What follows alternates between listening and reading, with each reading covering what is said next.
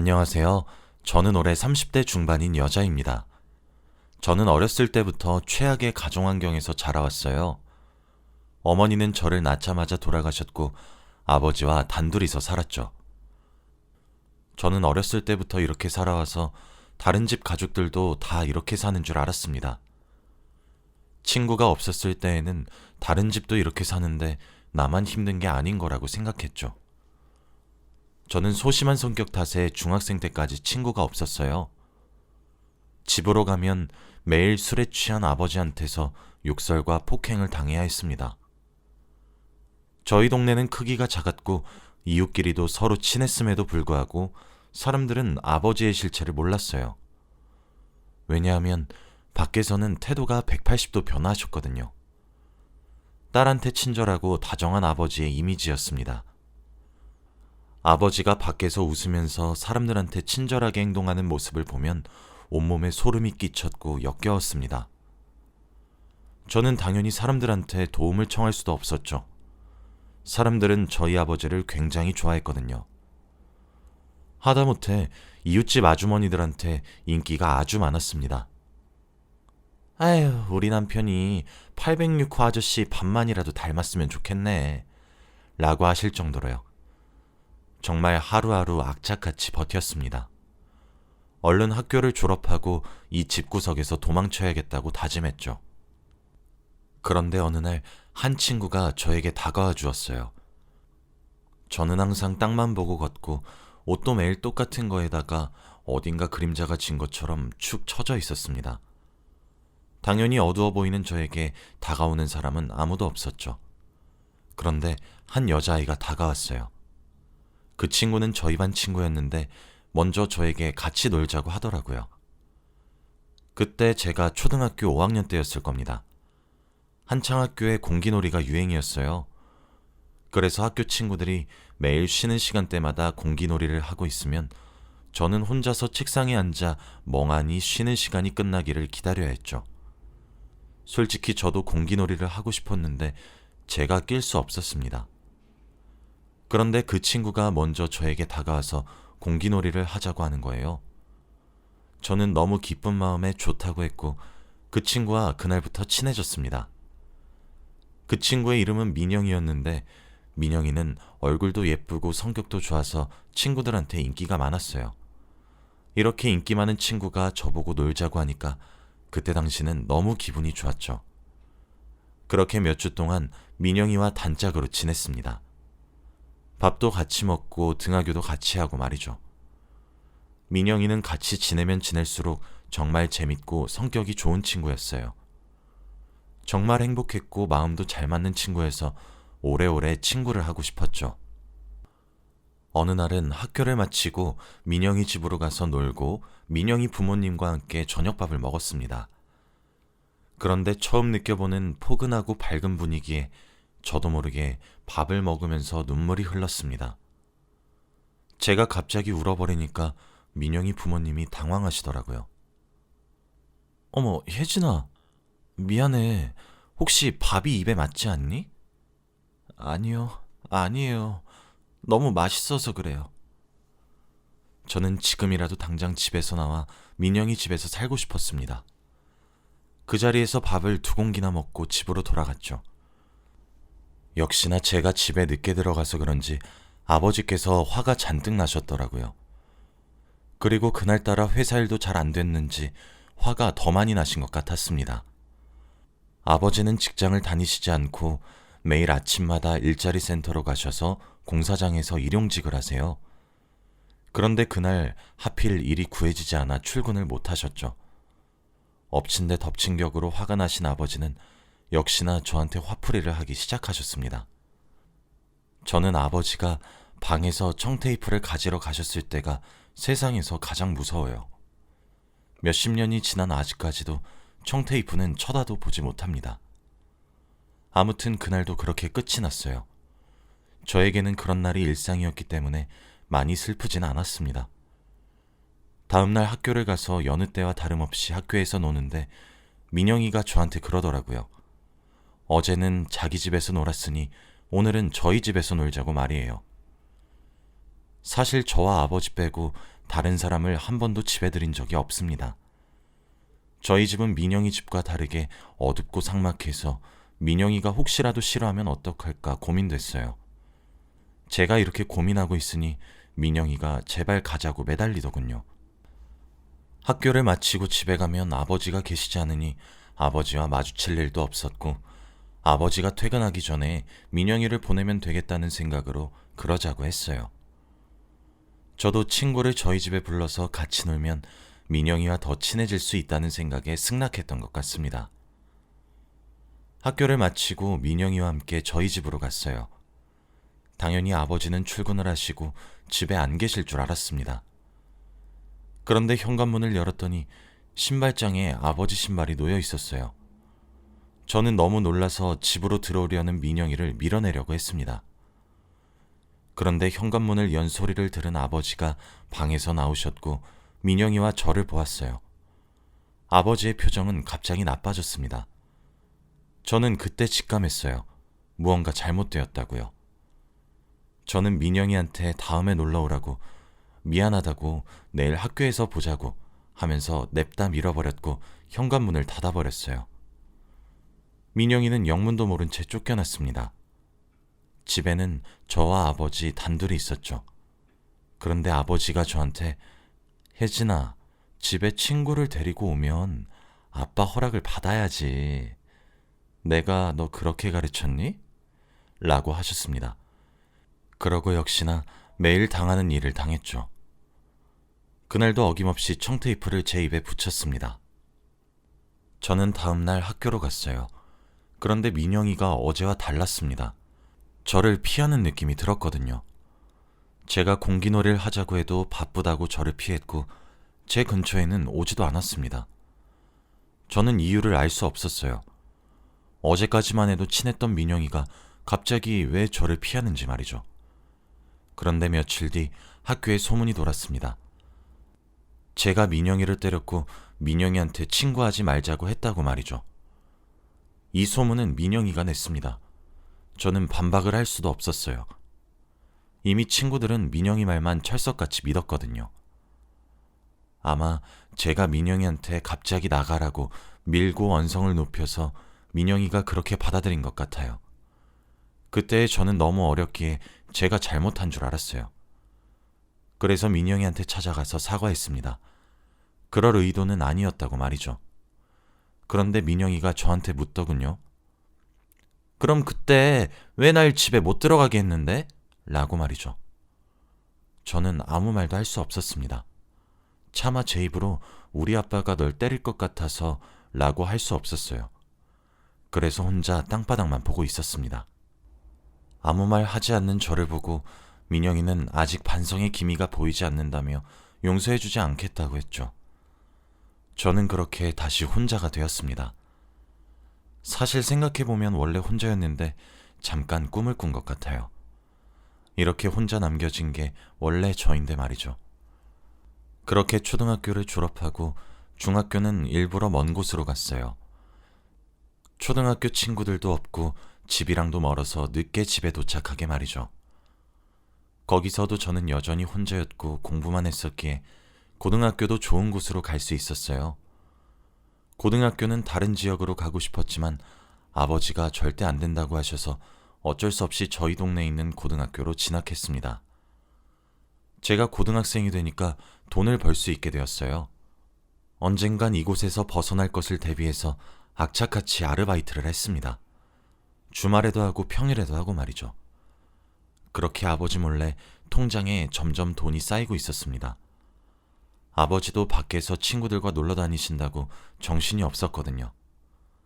제가 평일에 학교를 마치고 아르바이트를 갔다가 그날 가게에 손님이 많아서 늦게 마친 날이 있었습니다. 그래서 집에도 늦게 들어왔죠. 혹시나 혼날까봐 조심스럽게 들어갔는데 아버지 방에서 전화 소리가 들리더라고요. 저는 얼른 방으로 들어가려고 했는데 아버지 입에서 제 이름이 흘러나왔습니다. 무슨 내용일까 궁금해서 조용히 방문에 귀를 대고 들어보았어요. 그런데 저는 아버지의 대화 내용을 듣고 충격받았습니다. 바로 아버지가 저를 돈 많은 할아버지한테 돈을 받고 결혼시키려는 사실을 알게 되었거든요. 그때 저는 고2였고 고등학교 졸업을 하자마자 그 할아버지한테 보낼 거래요. 그리고 그 큰 돈은 자기가 가지고요. 아버지가 저를 팔아서 돈을 벌 생각을 하고 있다는 것을 알고 경악을 금치 못했습니다. 저는 한시라도 급히 이 집에서 탈출해야 했어요. 그리고 그날 새벽, 아버지가 잠든 사이에 저는 제가 지금까지 악착같이 돈을 모아두었던 통장과 최소한의 집만 챙기고 야반 도주를 했습니다. 새벽 첫 차를 타고 최대한 집에서 먼 지역으로 혼자 갔어요. 혹시라도 뒤에서 아버지가 따라올까봐 심장이 미친 듯이 뛰었죠. 그리고 버스가 출발했을 때 저는 눈물을 펑펑 흘렸습니다. 도대체 제가 왜 이런 인생을 살아야 하는지 한탄하면서 말이죠. 그렇게 저는 고2 때 집을 떠나 혼자서 살게 되었습니다. 저는 휴대폰도 없었고 아무것도 없었어요. 혹시라도 아버지가 찾을까봐 사람이 최대한 없는 깊숙한 곳으로 들어가서 살았습니다. 버스도 하루에 5대밖에 다니지 않는 시골이요. 저는 거기서 정말 악착같이 살았습니다. 돈이 되는 일이라면 다 했어요. 그리고 거기는 시골이라서 할아버지 할머니들 밖에 안 계셨는데 가끔씩 농사일을 도와드리면 용돈도 주시고 하셨습니다. 그렇게 저는 성인이 되었어요. 이제 정말로 아버지와의 인연은 끝이라고 생각했죠. 혼자 사는 게 너무 행복하고 즐거웠습니다. 비록 고등학교 졸업장은 얻지 못했지만 너무 행복했습니다. 그리고 저는 거기서 일자리를 구했어요. 버스를 타고 시내로 나가서 직장을 구했죠. 유명하고 좋은 회사는 아니었지만 중졸이었던 저를 받아준 것만으로 너무 감사했어요. 그리고 거기서 열심히 일을 하고 돈도 벌고 그랬습니다. 동네 어르신들이 다들 저한테 기특하다고 말해주셨어요. 그리고 저를 정말 손녀처럼 대해주셔서 저도 너무 행복했고요. 솔직히 그 동네가 정이 너무 많아서 반찬거리들을 다 저한테 주세요. 자기 자식들은 부모 보러 오지도 않는다며 자기 자식들보다 제가 더 낫다고 하면서요. 그래서 밥 걱정도 없었죠. 제가 거기서 막내였고 어른들의 사랑을 많이 받았습니다. 그리고 그곳에서 생애 첫 남자를 만나게 되었죠. 다들 저보고 자식이 조금만 어렸으면 저를 며느리 삼았을 거라고 입이 닳도록 말씀하셨어요. 그런데 그 동네는 워낙 어르신들이 많아서 제 또래 사람들을 볼 수가 없었죠. 근데 어느 날 이장님의 아들분을 보는데 저와 나이 또래가 비슷해 보이더라고요. 무엇보다 너무 잘생겼습니다. 솔직히 저는 회사 사람들이랑 마을 어르신들밖에 볼 사람이 없으니까 그런 미남을 보고 얼굴이 새빨개졌어요. 그리고 마을 사람들도 저의 모습을 보고 눈치를 챘죠. 이장님과 저도 친한 사이였기 때문에 저한테 둘이 친해져 보라고 하시더라고요. 그분은 원래 이 동네에 살지 않고 시내에서 사는데 휴가철이라서 잠시 본가에 놀러 왔다고 했습니다. 제가 여기서 혼자 산다고 하니까 많이 놀라긴 하더라고요. 그리고 어디서 일을 하냐고 물어보니 신기하게도 제가 다니는 회사 바로 앞 건물인 겁니다. 그렇게 저와 그 사람은 급속도로 친해졌고 그분의 휴가철 기간 동안 저희는 매일 만나서 놀았죠. 같이 동네 슈퍼에 가서 아이스크림도 먹고 동네에 하나밖에 없는 맥주집에 가서 맥주도 먹으면서 말이죠. 처음 본 사이임에도 불구하고 대화도 잘 통했습니다. 그렇게 일주일간 놀았죠.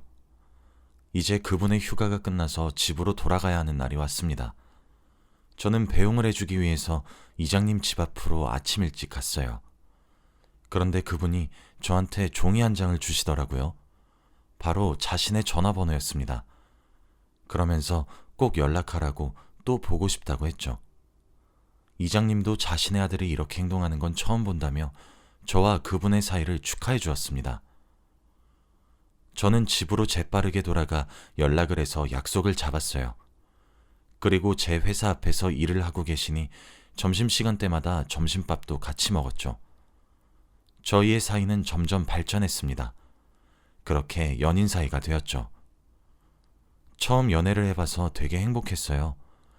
남자친구도 여자를 만나본 게 처음이라고 했죠. 저희는 안정적인 직장도 있었고 그때는 만난 지 좀 되었을 때라 결혼을 해야 할 나이가 되었습니다. 저희 둘 다 20대 후반이었거든요. 이장님께서 계속 언제 결혼할 거냐고 독촉하셨고 저보고 며느리라고 부른 지 꽤 오래됐습니다. 저도 당연히 남자친구와 결혼하고 싶었지만 딱 하나 걸리는 게 있었어요. 바로 아버지입니다.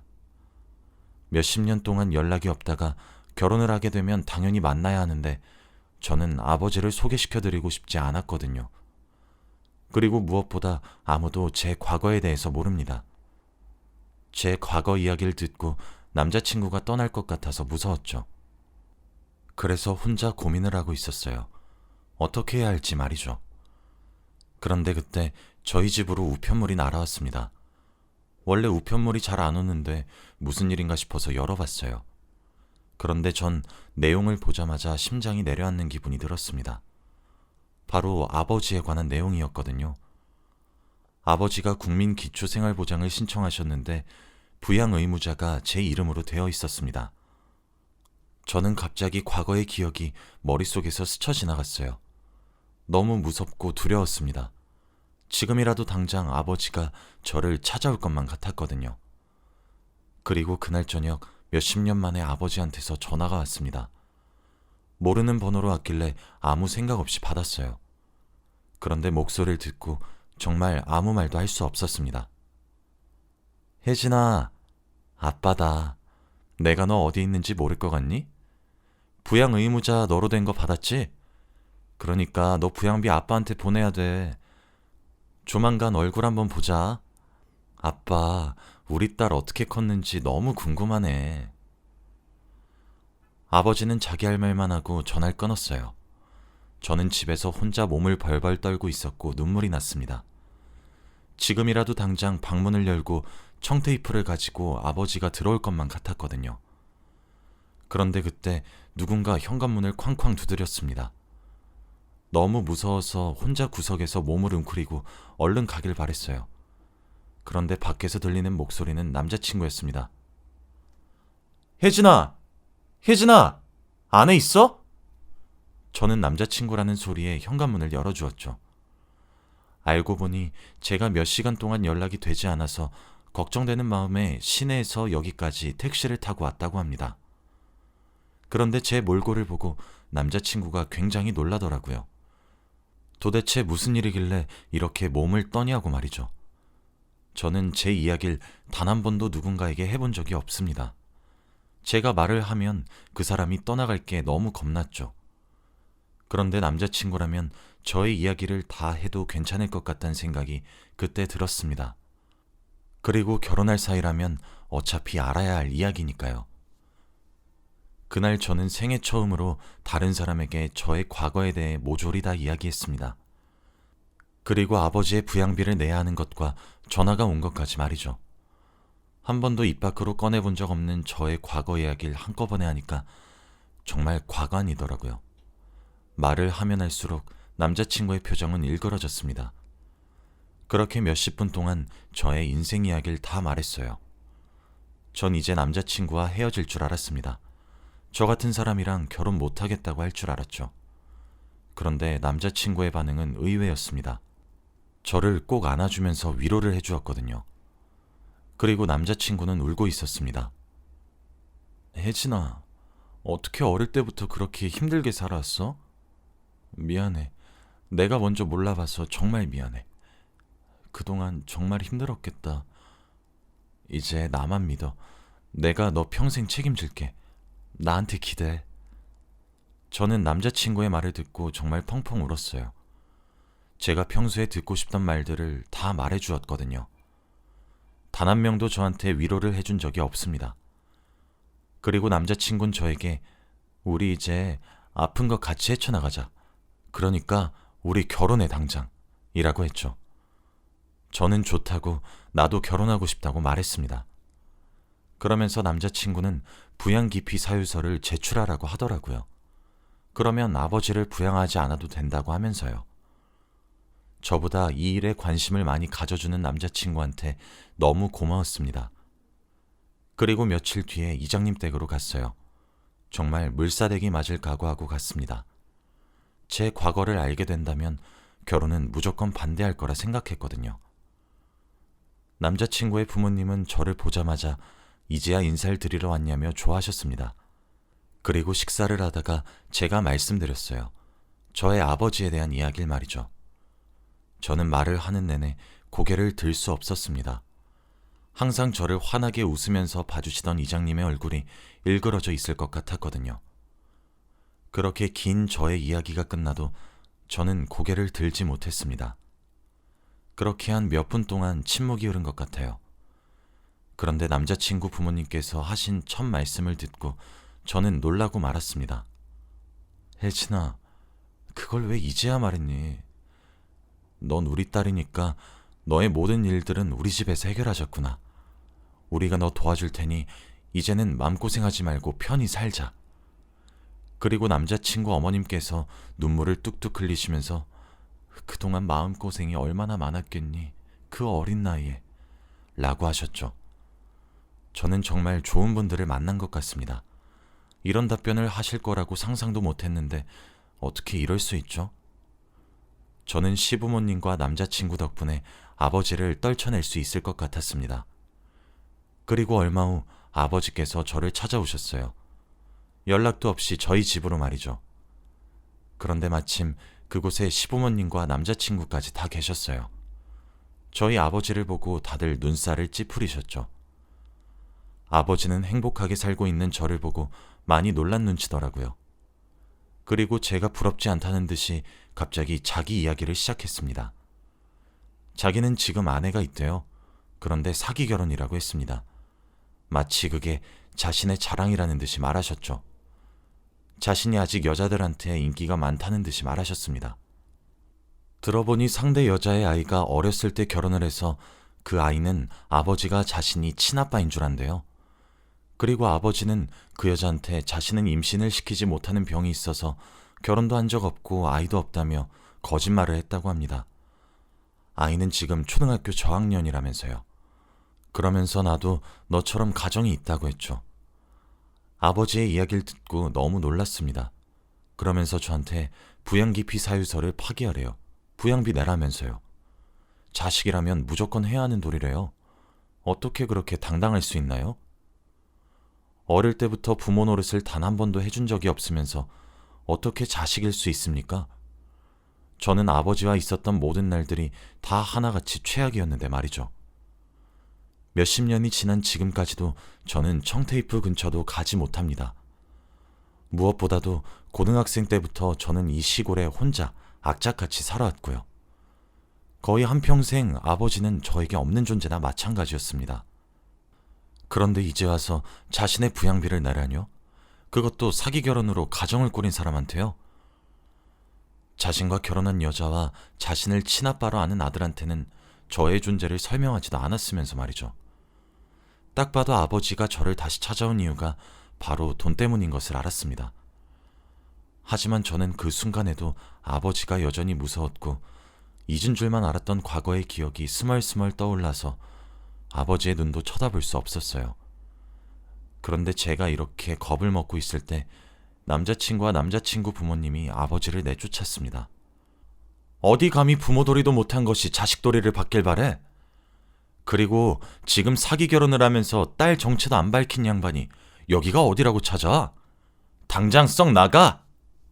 그러면서 셋이서 아버지를 문 밖으로 미셨지만 아버지는 욕설을 내뱉으면서 자신의 몸에 손 하나 대지 말라고 바락바락 우겼고 결국 저희 집에 대자로 뻗었죠.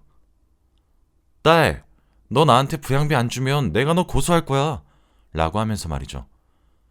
계속 내쫓으려고 하자 결국 마지막 방법으로 남자친구는 경찰을 불렀고 다 같이 파출소로 가게 되었죠.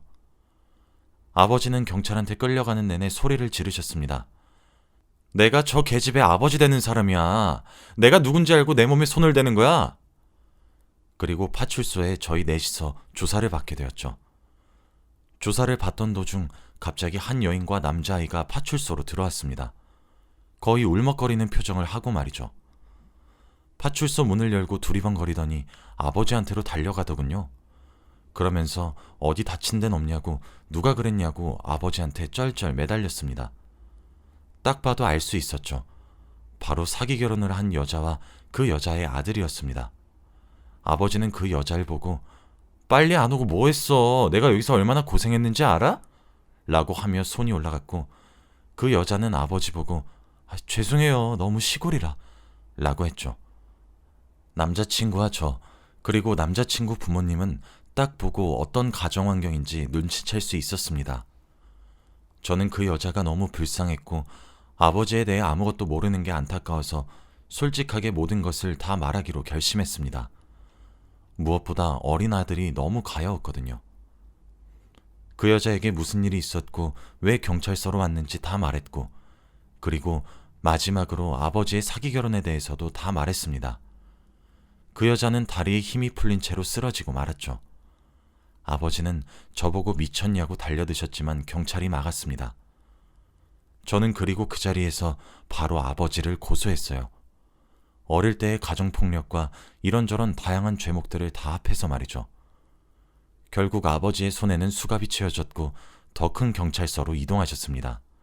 끝까지 저에게 너희 계집애 내가 지옥 끝까지 찾아갈 거니까 각오해 라고 하셨어요. 모든 상황이 종료되고 해가 다 진 밤에 저와 남자친구 그리고 남자친구 부모님은 집으로 돌아갔습니다. 그러면서 당분간은 아버지 고소건으로 자주 경찰서에 들락날락거려야 하니 같이 지내주신다고 했죠. 저는 그분들에게 너무 감사했습니다. 저의 친아버지조차도 저를 버렸는데 생판 남이신 분들이 자신의 일처럼 도와주신다는 게 감동이었어요. 그리고 무엇보다 아마 이 세 분이 없었다면 저는 아직도 아버지한테 붙잡혔을 겁니다. 고소는 꿈도 못 꿀 일이었죠. 그렇게 저는 세 분의 보살핌을 받으며 점점 더 굳세져 갔습니다. 이제는 아버지의 눈도 잘 마주칠 수 있고 따박따박 말대꾸도 다 할 수 있죠. 몇 주가 지나고 아버지의 재판이 다 끝난 뒤 아버지는 구치소로 들어갔습니다. 저에게 끝까지 화를 내시더라고요. 그때마다 남자친구가 제 손을 잡아주는데 그게 얼마나 의지가 되는지 몰라요. 제가 힘들 때마다 옆에 있어주고 기댈 수 있는 사람이 있다는 게 행복인 것 같습니다. 아마 이 행복을 누리기 위해 평생을 불행했던 게 아닌가 싶어요. 가끔씩 이 행복이 끝날까봐 두렵긴 하지만 지금을 즐기려고 하고 있습니다. 아무튼 저는 좋은 사람들 덕분에 평생의 고역이었던 아버지를 끊어낼 수 있었습니다. 다시는 마주치고 싶지 않아요. 지금은 남자친구와 결혼을 했고 시댁살이를 하고 있습니다. 그런데 다들 저의 친부모처럼 너무 잘해주세요. 이런 게 바로 행복이라는 것을 요즘 느끼고 있습니다. 여러분들도 혹시 저처럼 힘든 일을 겪고 계신다면 한번 부딪혀보는 것도 좋은 것 같아요. 저는 아직까지도 고등학생 때 야반도주를 했던 게 천만다행이라고 생각합니다. 제 이야기는 여기까지예요. 들어주셔서 감사합니다.